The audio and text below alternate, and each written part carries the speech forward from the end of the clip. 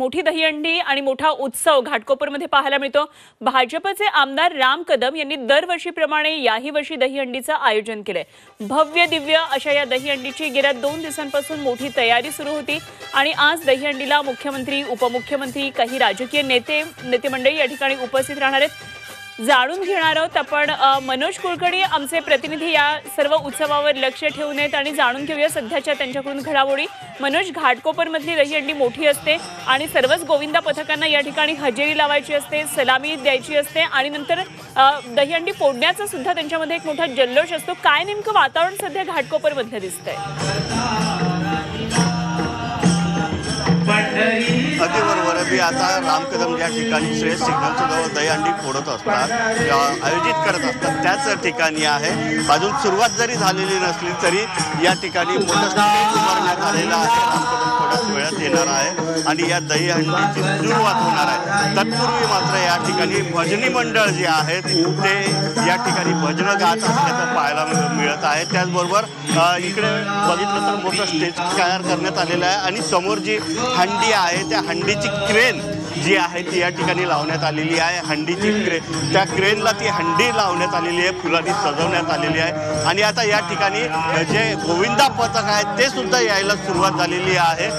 थोड्याच वेळात राम कदम स्वतः या ठिकाणी येणार आहेत आणि या दहीहंडी उत्सवाला सुरुवात करणार आहे। या ठिकाणी पोलिसांचा सुद्धा मोठा बंदोबस्त तैनात करण्यात आलेला आहे। कुठलाही अनुचित प्रकार होऊ नये म्हणून हा बंदोबस्त या ठिकाणी तैनात करण्यात आलेला आहे। ज्यावेळेस राम कदम येथील पहिली हंडी जी होणार आहे, सलामी देणार आहे, त्यासाठी जे गोविंदा पथक आहेत ते सुद्धा आलेले आहे आणि ढोल ताशे जे आहेत, ढोल ताशा पथक जे आहे ते या ठिकाणी आलेलं पाहायला मिळत आहे।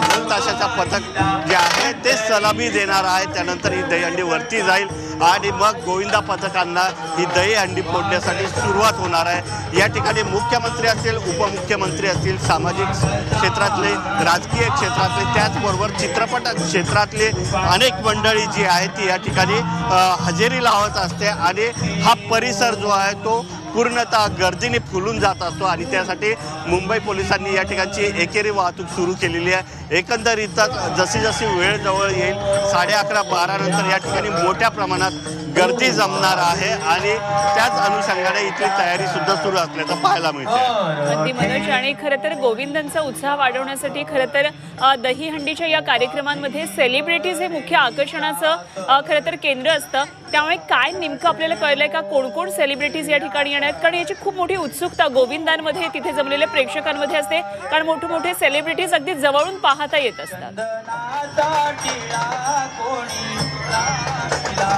अगदी बरोबर, सेलिब्रिटी तर येणार आहे, मोठे मोठे सेलिब्रिटी सुद्धा या ठिकाणी हजेरी लावत असतात। यावर्षी सुद्धा बोलावण्यात आलेलं आहे, परंतु अद्याप मात्र त्यांची नावं उघड करण्यात आलेली नाही आहे। कारण आतापासून नावं उघड केली तर त्यांना यायला सुद्धा वेळ होतो आणि जे प्रेक्षक असतात, जे गोविंदा पथक असतात, ते या सेलिब्रिटींना जवळून पाहण्यासाठी या ठिकाणी जमा होतात। त्यामुळे या ठिकाणी सध्या आत्ता तरी मात्र सेलिब्रिटीची नावं उघड करण्यात आलेली नाही, पण अनेक सेलिब्रिटी जे आहेत ते या ठिकाणी हजेरी लावणार आहेत आणि त्यासाठी आतापासून या ठिकाणी गर्दी झालेली पाहायला मिळते। अगदी खरं तर सेलिब्रिटीजची खरं तर सगळ्यांनाच आकर्षण असतं सेलिब्रिटींना पाहण्याचं। त्याचबरोबर अनेक मोठे राजकीय नेते सुद्धा या ठिकाणी येणार आहेत, त्यामुळे हा उत्साह अगदी पाहण्यासारखा असतो। मनोज, धन्यवाद दिलेल्या सगळ्या सविस्तर माहितीसाठी। वेळोवेळी आपल्याकडे येऊ आणि तिथला उत्साह जाणून घेत राहू।